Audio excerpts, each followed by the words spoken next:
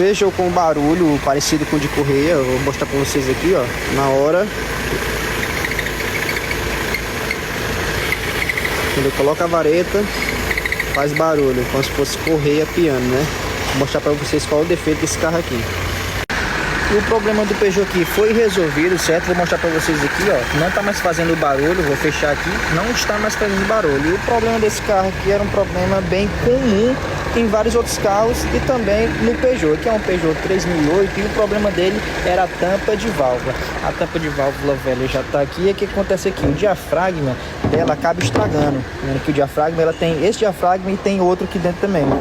São, se eu não me engano, 2 diafragmas.